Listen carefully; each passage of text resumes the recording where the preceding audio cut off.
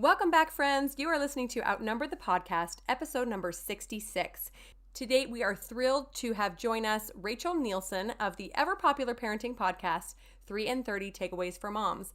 Rachel is also a mother of 2 darling children, and today she's going to be sharing with us her down-to-earth and real-life advice regarding finding meaning in this strange time of stress and quarantine.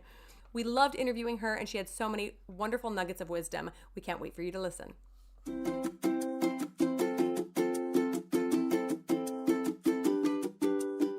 Hello and welcome to Outnumber the Podcast. I'm Bonnie.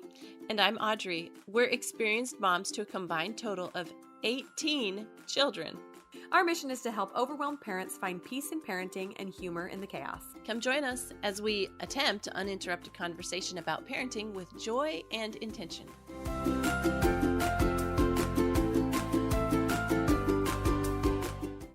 Okay, so hello and welcome back. We are absolutely breathless with excitement to have with us Rachel Nielson of the 3 and 30 podcast today.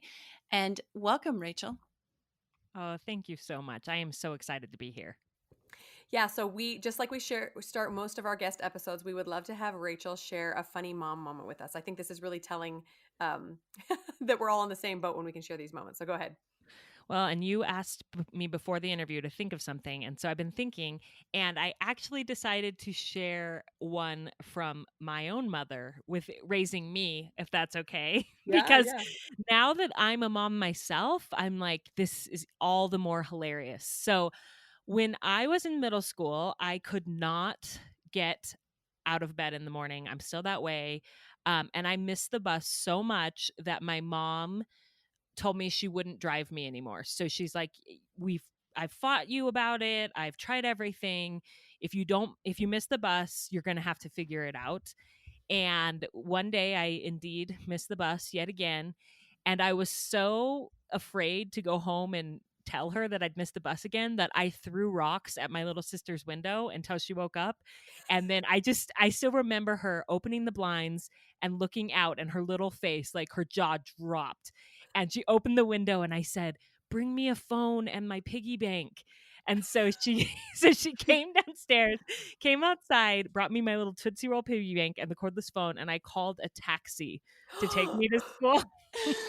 And I lived in Littleton, Colorado, so it's not a big city. It's not like you don't see taxis around, but a taxi came to pick me up. And of course, at that moment, my mom looked out the window right as I hopped into the taxi and went up to my little sister and said, "Is there something you need to tell me about Rachel?"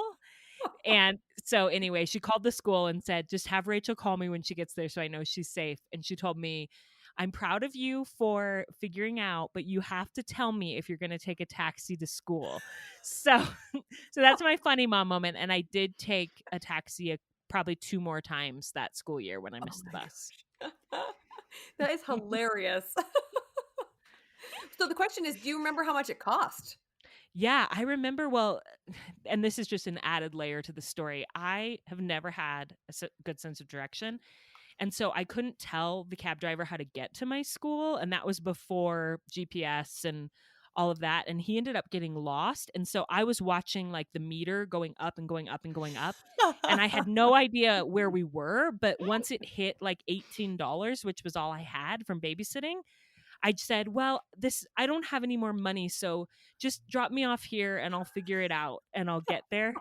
And this poor taxi driver was like, "I am not going to leave a 12-year-old girl in the middle of," he's like, "It's okay. And he had to call back to the terminal to figure out where my school was. And he drove me there. And I just gave him all the money I had, which didn't even cover the tab. So yeah, I don't remember what it ended up being, but he got $18 for that taxi That is trip. like the best story ever. It just gets better. Yeah. So Thank you anyway, for sharing that. I appreciate that. yes. Oh, that is so good, Rachel. We'd like you to tell us a little about yourself. Well, your current day self, not your 12-year-old self. Yes. And your family and your kids and what you do for work. And I'm sure everyone is familiar with the 3 and 30 podcast, but give us a little background. Yeah. So I'm still not a morning person.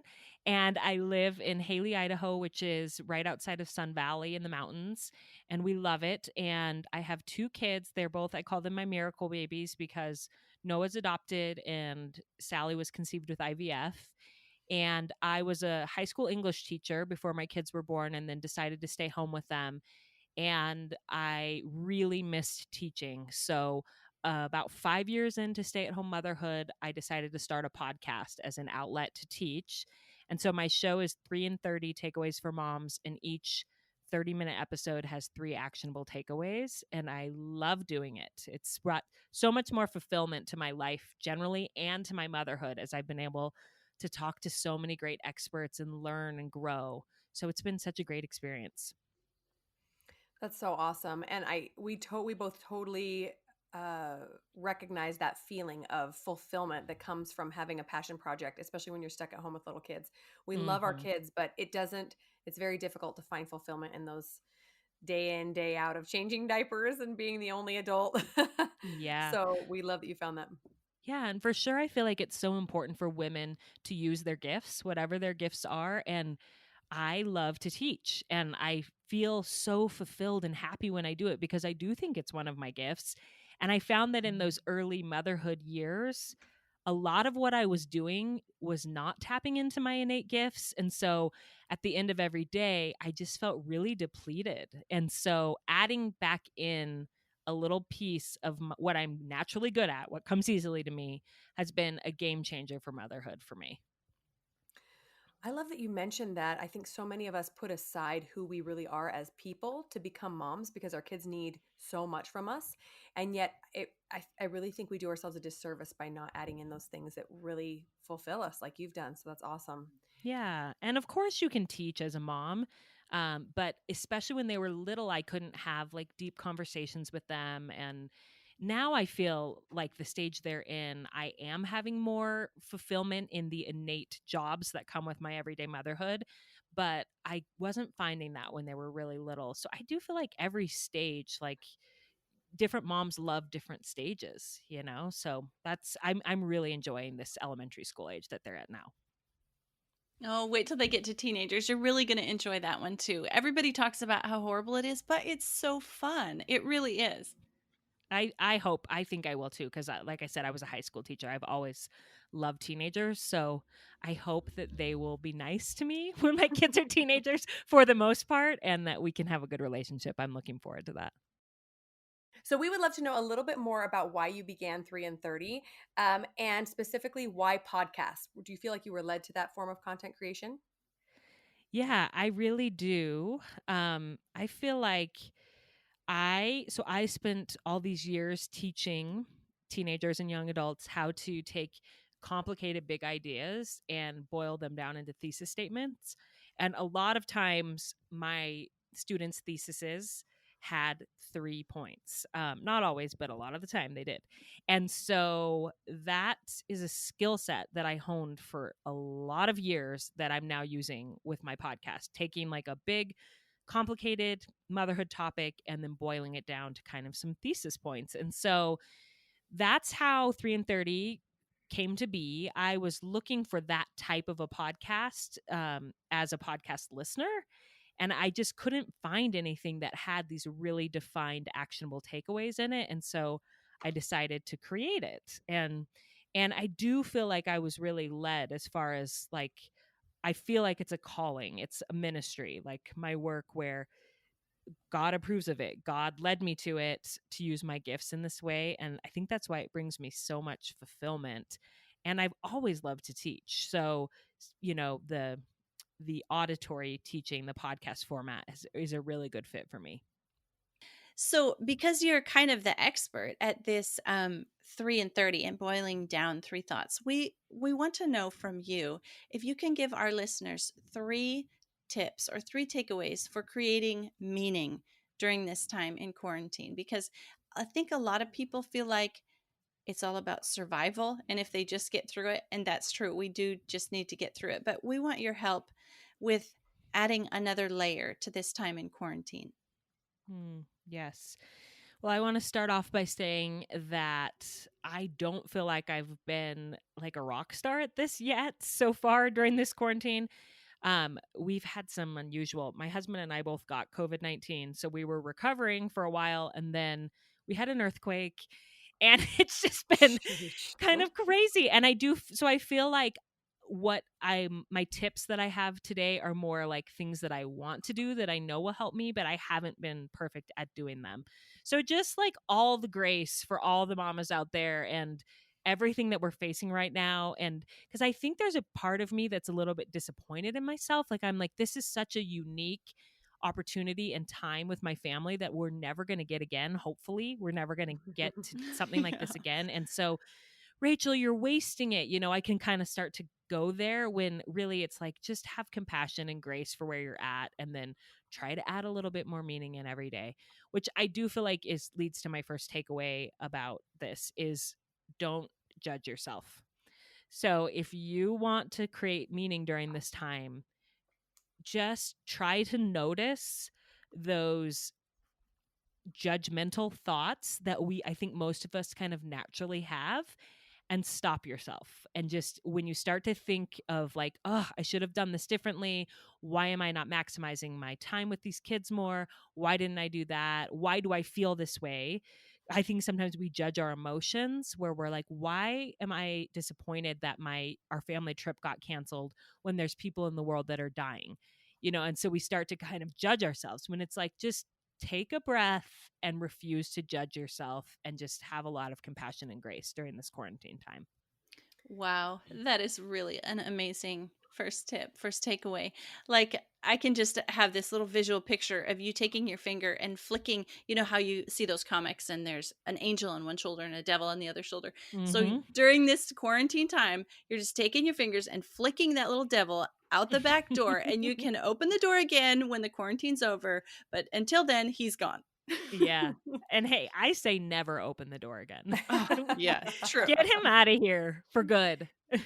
What I was thinking about when you were saying that is just kind of the mental work that you do that life coaches teach us to do, right? Where instead of thinking about your thought like, oh, why am I so angry about missing the family vacation when people are dying? That's a great example. And just thinking about that thought instead of immediately judging it, just thinking, huh, what does that say about me? Being curious, they say, right? What does that Yes. say about me that I'm disappointed about missing my family vacation? Well, it tells me that I really value my time with my family. It tells me that I Mm-hmm. really needed a break. It tells me that I'm concerned about our finances because we had this money and maybe we lost some, whatever. Yeah. So I just love that, to just sit with those thoughts and explore them and be curious and figure out what that says about you rather than jumping down your own throat. Yeah, I do feel like curiosity is kind of the like antidote to judgment. So rather than noticing a feeling that you have and judging it, just notice it and get curious about it, and have just compassion for yourself around it. Yes, definitely. Whew, that's such a good one. Okay, give us another one. Okay, so my second takeaway, and this is something that I know that you ladies really teach, is do what you love with your kids. That is going to make this time so much more meaningful than if you're trying to do the quarantine a certain way that maybe you feel like you should be doing it based on what your school district is telling you or what other moms on Instagram are doing. Stop, like, kind of loosen your grip a little bit and just do what you love with them. And that's kind of a little epiphany that I had last night where I was thinking, why is this feel so hard? Why isn't this more fun? Why? And I thought, well, because I'm not doing the things that I love, and I'm not allowing them to do the things that they love. I'm trying to force them to sit down and do school or do these different things. And so my husband and I sat down last night after the kids were in bed, and I just asked him, because we're in a unique position too, where he's a pediatric dentist. So his office is closed right now. So he's here too. And I said, what do you love to do with the kids? And how can we work that in every single day? And his list of what he loves is different than what I love. And so, but that's great because he can go fishing with them, and then I can get some alone time, you know? So I'm like, figure out what is going to make this time joyful.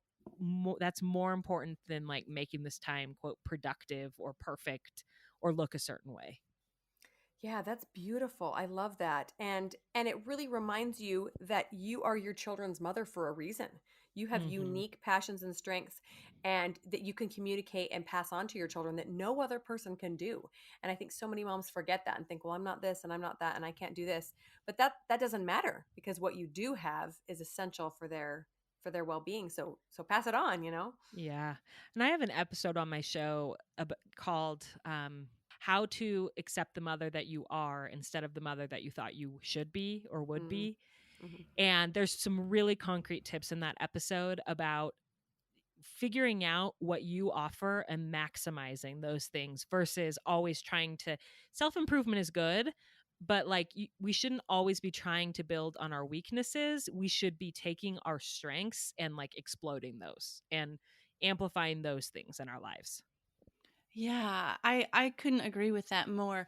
I was thinking about um, what you said, and it's in line with this thought that I have about how are our kids, when they're our age, going to look back on this time? So, like the perspective, Mm. from the perspective of history. And if you're doing something with them that you love and working in your strengths with your kids, they're going to look back at that time with you and see you as just like shining through this time. Wow, mom was just like a rock star. She was superstar. She carried us through that time when it could have been really hard or depressing or anything else, because you were doing what you loved, and that helped. And yes, you'll have days where you just want to curl up in a ball in bed in your pajamas. Got it. But the kids looking back, Yeah, they won't from remember. They won't remember yeah. that. Yeah, that's Yeah. exactly right. I mean, we all have such selective memory that I guarantee you your kids aren't going to be dwelling on the times that you lost your temper and these other things. They're going to remember all the fun that they had during this time. Even they're somewhat oblivious to the hard stuff, which is such a gift, isn't it? That our kids Yes. aren't aware of kind of the hard sad stuff that comes with the situation. They're pretty oblivious to that, and I'm so grateful for that. Okay, so we would love to hear your third takeaway. Okay, so this is something that I just tried for the first time this morning, and I could feel such a difference. And I'm like, okay, using that, I'm going to try to use that for the rest of the quarantine. And that is to set timers to focus my attention and kind of put like boundaries around my time. So the way that I used it this morning was that my daughter really wanted me to play library with her, and I will admit that playing is really hard for me. I'm not Mm. really like a get on the floor imagination player. I'm naturally way more productive, like a productivity driven person more than a play person, which I don't Oh, necessarily love that about myself, but we get you. Oh, I'm like, We're with that's you. us yeah. too. We get you. Yeah. We're your Yes. people. And I'm just like, again, like, stop judging yourself, Rachel. It's okay if you don't love to play. But I found that when I kind of half heartedly play out of guilt, I hate every second of it. Versus what I told my daughter is I can play library for 15 minutes, but then I have to work. And she was okay with that. And I said, I'm going to set a timer and we're going to play hard. And then when it buzzes, I'm going to have to work. And I then like leaned into that playtime with her because I knew it was going to end. I didn't feel resentful. I felt like, okay, I promised her this and I'm going to give it to her. And I just the difference between when I played library with her last night, when I was like my mind was on my work, I was kind of annoyed. I was like I just had so much more I had a much more enjoyable experience this morning with it because I was present and focused on what I was doing. And so I'm hoping that through this quarantine, I can just use more timers with my kids and say, okay, we're going to do this for 15 minutes. Then mom's going to go work for an hour or whatever it might be to sort of have boundaries around my time and my focus. That sounds like such a sanity saver. And it goes Yeah. back to something we were discussing on the episode of the podcast that we did with you yesterday. Yeah. On my show. Yeah, on your show about making the one on one time or the time that you spend with your kids meaningful in a way that is meaningful to them. So for your daughter, it's much more meaningful. It connects with her better when you play and throw yourself into it for 15 minutes than if you play with her for 2 hours and you're not in it. You're not there for her mentally. It's much more Yes. meaningful. So that yeah, making it meaningful for them is an excellent tip for, and if that means timers, do it. Yeah. Yeah. And I do feel like this tip kind of it brings in well, that first takeaway was it the first one? No, it was the second one that I said about doing what you love with your kids.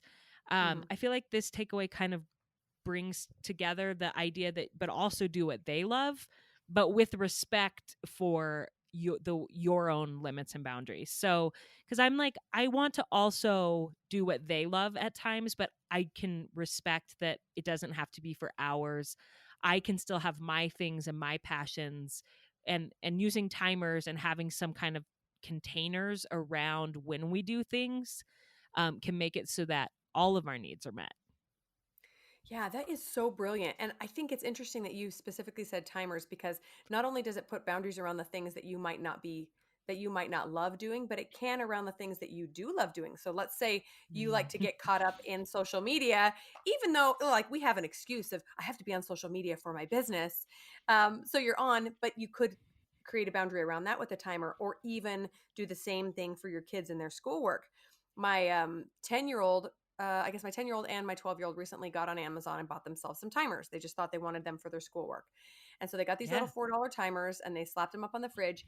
And my 10-year-old has been more productive in the last 3 days than she has been in the last year because she times everything. And that's how she's motivated. I know that that doesn't necessarily work for every kid, but she's like, okay, by 9:30, I'm going to be down here, teeth brushed. I'm going, I've only been trying to tell Yeah. you this for a year, but because the timer had, my shower was 9 minutes and 37 seconds. And then I came down, I'm going, bravo. Why didn't I buy a timer years ago? Right. So it really can be helpful to, like you said, create boundaries for what kids are expected, what we expect of our children.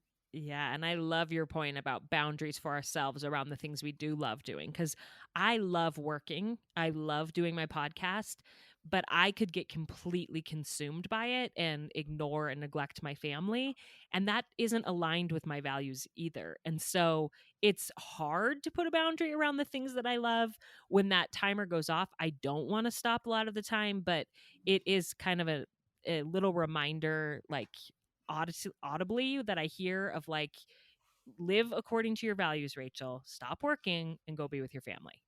Right. Whew, Yes, absolutely. I'm so glad you discussed this because I really needed to hear this today, and I think our audience is going to be loving it too. Well, good. So we have just two final questions we wanted to ask you because we feel like you can offer a unique perspective into what a lot of moms both struggle with and what their strengths are because you communicate with so many women on Instagram and through your podcast and have these amazing guests. So my first question is, in this experience that you have, what do you feel like is the most common issue that so many moms struggle with? Could you boil it down to just one? Um, it's hard to boil it down to just one, but as I thought about that question, I came down. I don't know if this is the most, but I think a very prevalent one is negative self talk, and so it's kind of interesting. We already talked about this already in the interview, but um, I think many, many women struggle with this and they may not even realize it. I feel like that's the thing is that we can't. Jennifer Finlayson Fife, who's one of my favorite mentors, she says, you can't fix what you can't see. And so if it's just the way that we have always thought and we kind of always have this internal dialogue going, we may not even realize how negative our self talk is or how judgmental we can be of ourselves. And so it takes some level of awareness to just start to notice your thoughts and think, well, that's not a very nice thing to say, or like, that's not something that I would ever say to my best friend or my children. Like, why am I saying that to myself? So I feel like I've worked really hard on overcoming negative self talk. I've actually gone to counseling and like I have some formal tools that I've used. So in a way, I feel like, oh, that's not a problem for me anymore. But then with this quarantine, I'm like, all of a sudden I realized it may not be as vicious as it used to be, the self-talk, but like I'm still judging myself. Like I told you, I'm still having these little sneaky negative thoughts of judgment that are not empowering me at all. So why am I letting those in? So I think just getting awareness around negative self-talk could help women to live with so much more joy. Wow, that's really good. I think I'm going to have "You can't fix what you can't see" tattooed on my forehead or something. But make Yeah. sure Well, you and I do it also feel backwards so like, you can see it in the mirror. Oh, right, yeah. yeah, right. I've also heard it described as like you can't read a bottle from inside of it. Like you got to Mhm. get outside to be able to read the bottle. And so if you just start noticing, even if you don't yet know how to fix the thoughts, if you just start to notice them, like over time they'll slowly start to shift because you're aware that they're there. Yeah. One thought that helps me with negative self-talk is when I realize, when I see it and see it's going on, recognize it, then I think, is this the way I would want my daughters to think about Mhm. themselves? And I really don't. I want my daughters to be strong, healthy, positive thinkers. And so then I'll just kind of like, okay, stop. If you don't want them to think this way, then don't model it before them, because I think it does come through in our actions and our manner. And that's one thought that helps me with that negative self-talk, because I think you're Absolutely. right. Yeah. Well, and I feel like I am one of my I don't know, one of my like gifts I think is reassuring people. Like I can pretty much like anybody could come to me with anything that they were feeling bad about themselves and I would be like that's not true. Like look at this reason. Like this is why this is happening and you're such a good mom and it's not that I'm making that up. I truly see that in them and I feel like I have a way of explaining to them why they're okay. And yet sometimes I don't do that to myself, And so I've been thinking if a friend brought this to me and said, I've done a terrible job with this quarantine and my kids are running wild, and I would say, oh, but look at everything you've had going on and you've been sick and give yourself grace and you can do better. You got this. And so kind of talking to myself in that same comforting way, like actually using that as a tool to like stop and think, what would I tell a friend in this situation? And then telling myself that I think has been really helpful for me. I love that you said that. It reminds me of something my husband says sometimes if I get down on myself and I start complaining about, I didn't do this right or this frustrates me about myself. He will sometimes say, stop being mean to my wife. Oh, And I it makes love me that. laugh because I see him standing up for me, right? Even to me. To say that's That's not okay. And I'm awesome. like, oh, why can't we do that to our own selves? Like, hey, stop talking bad about her. I love her. She's Yes. wonderful. Oh, that's brilliant. Stop being mean to my wife. I love it. Okay, so Rachel, you said that you see the good in other people. So that's a great segue into our last question. What do you feel is most moms' greatest strength and what we can focus on? Yeah. I think most moms' greatest strength is that they love their kids. And really, that is the only thing that matters. So, like, when I try to get women to define what a good mom is, because women will say like I don't feel like a good mom or I want to be a good mom and I'll say, well, define that for me. What is a good mom? And sometimes they'll have a long list of like she's organized, she has a routine, she has a whatever. And I'm like, no, no, no. Like a good mom is a mom who loves her kids and does her best. And like if that's the definition of a good mom, most women in this world are good moms, like almost all. And so I just feel like that just gives me so much relief when I'm like wondering if I'm a good mom. Like, well, do I love my kids and do I try my best? Even if my best looks different every day, and sometimes my best is a lot better than other times, like, I do love my kids and I am trying every day. So I'm a good mom. And that is true for 100% of the women that I've gotten to know from my podcast and in my workshops. They love their kids. That's so beautiful. And just think about how this opportunity of staying home can really distill that for us, right? There's no opportunity to give your kids extracurricular activities or play dates or eating out or all these things that we kind of classify as the fun mom or the good mom. There's just you and there's just the kids. And sometimes that's maddening, but also what really comes through is your love for them and just that you're here for them during this scary time, whether you Yeah. get to the math worksheets or not. you're there. And when they need you, they know where to find you because you're always there. Yeah. And I feel like a really key component to love is asking for forgiveness.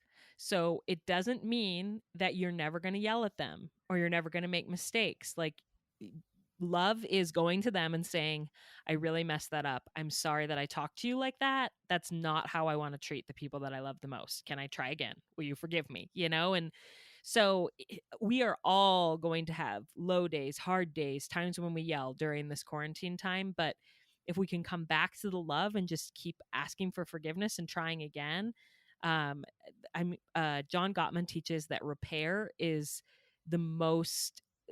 Repair of a relationship builds a relationship more than anything else.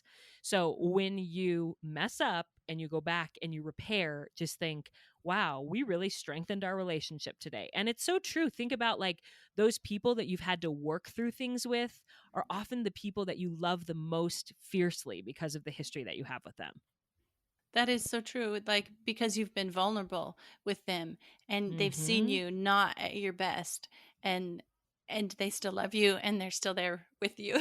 And not just Yes. because they have to be quarantined with you, but because they love you and they're there.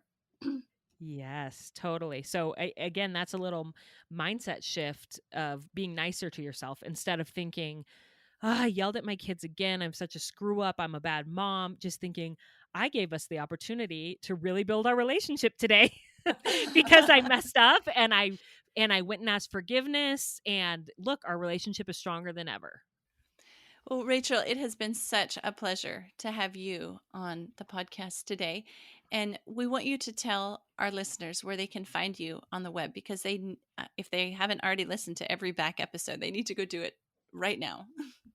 Oh, thank you. Yeah. So my show is called 3 in 30 Takeaways for Moms, and that's the number 3IN30. And you can find me on Instagram or in any podcast app. And I just love what I do. So come on over and listen. Yes, thank you so much for joining us. We've really, really appreciated your wisdom and can tell that you have really been called to helping moms, and we appreciate you sharing it with us today. Thank you so much for having me on. If you'd like to hear more of our conversation with Rachel, we also did an episode on her podcast, 3 in 30 Takeaways for Mom. It's episode number 125, 3 Tips for the Accidental Homeschooling Mom. So be sure to hop over to her podcast and listen to our episode there as well. Thanks so much for tuning in. Did you know you can help the podcast in several ways? First up, we're on Patreon, and there are 3 different levels to support us there. Just head to patreon.com/outnumbered.